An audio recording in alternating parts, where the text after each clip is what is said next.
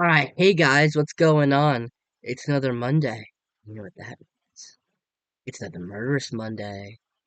And I upload every Monday, hence the name. And this case is another 2-for-1 special.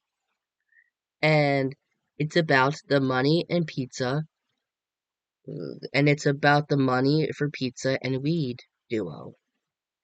Antonio Barbeau and Nathan Paape. Who were they? What were their early lives like? And why and how did they become so evil? I will answer that and more in this video as I take you down the perspective mind of killers.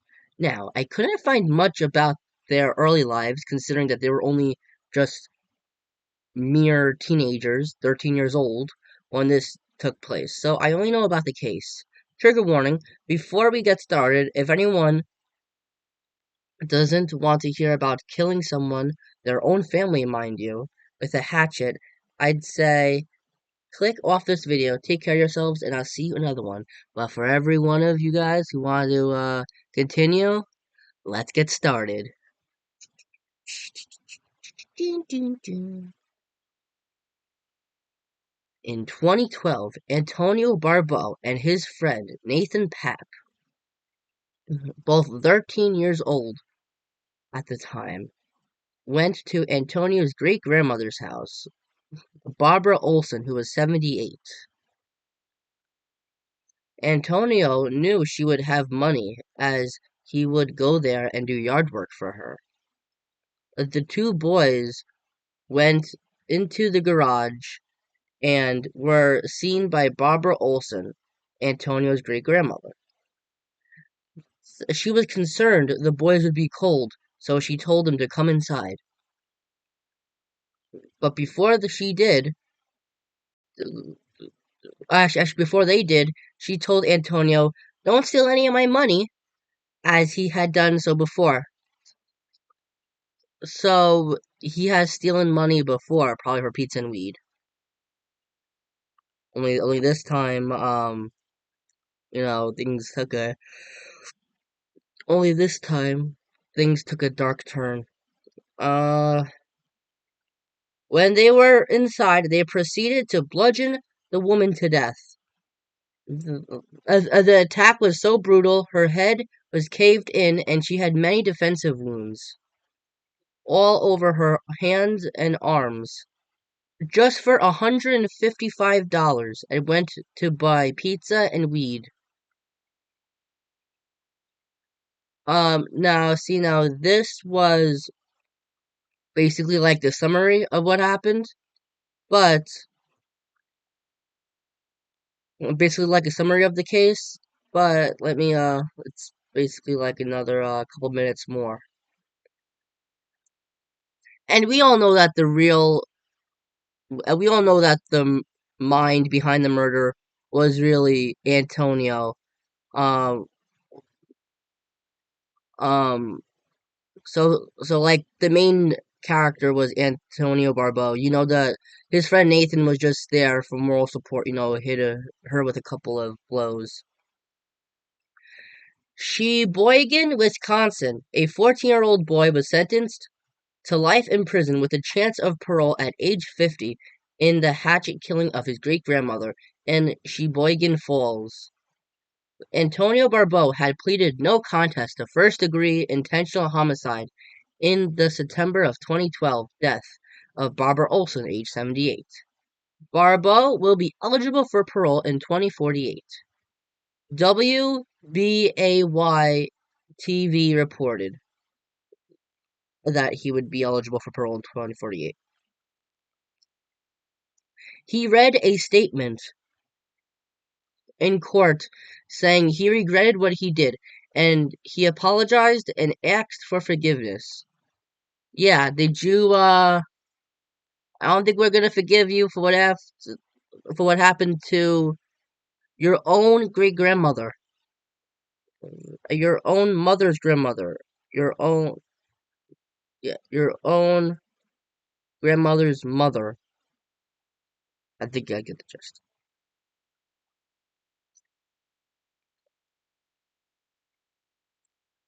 I mean, for like pizza and weed, for the money for pizza and weed. I mean, you should have killed her. I mean, if anything, you should have just like I mean, you should have just asked her for money for pizza and weed. But they were on a high spree, a run of their lives. I mean, like run of a lifetime. All adrenaline pumping. They're like, well, if we get to the money, we might as well kill her. Um, Barbeau is facing life in prison and a minimum of 20 years behind bars before he would be eligible for parole.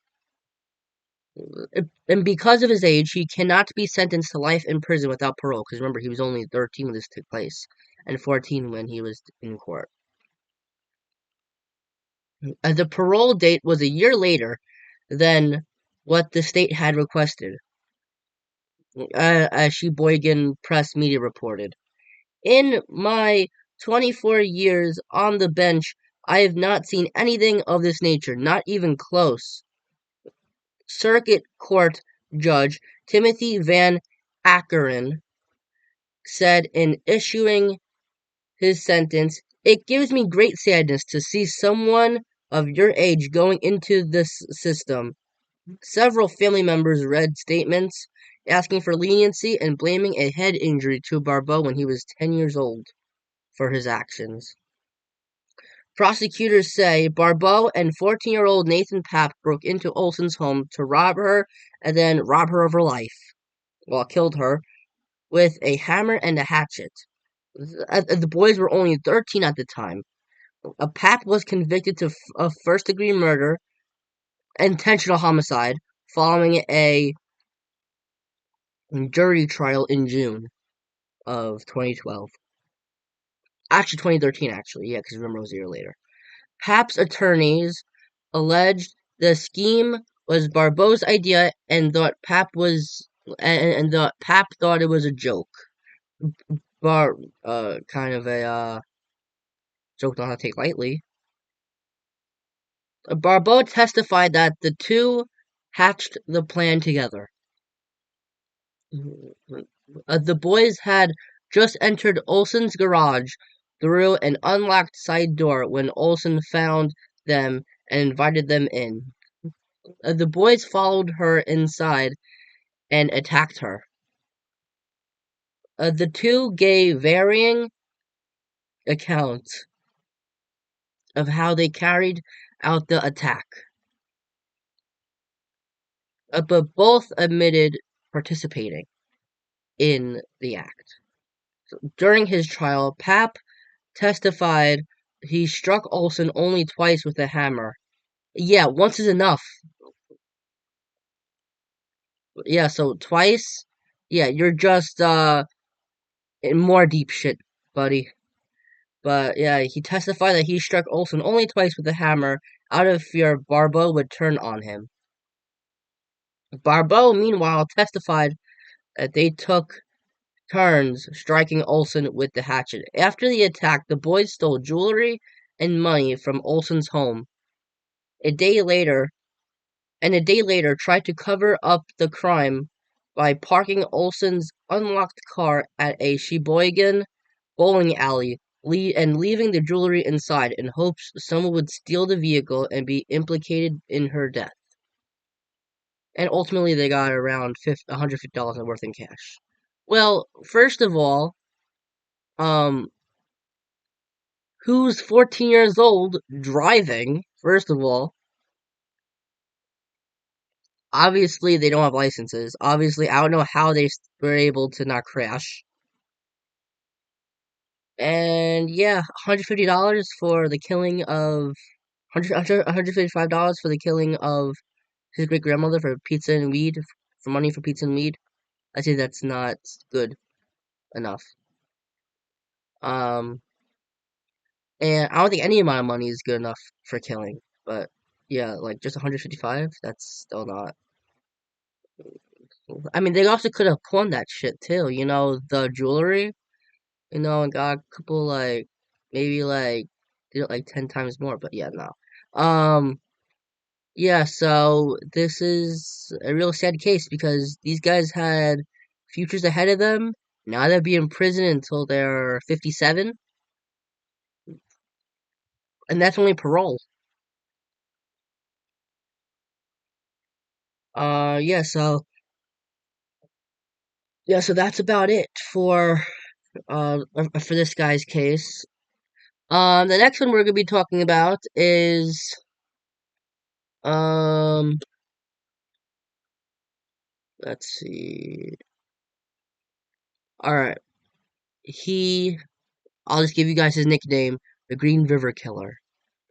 All right, he he got the nickname because the first five of his victims were found in a river called the Green River, and he looked like a nerd. He had glasses, a mustache.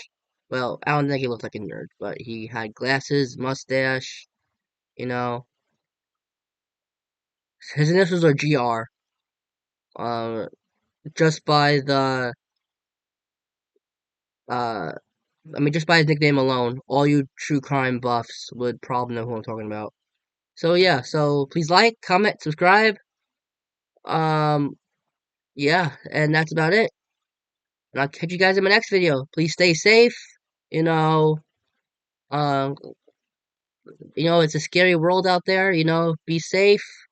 Um, yeah, that's all I gotta say. If you see a dangerous person, go into the near. I know this is a cliche as cliche can get, but if you see a bad person, run into like the nearest location or hide in like the nearest location.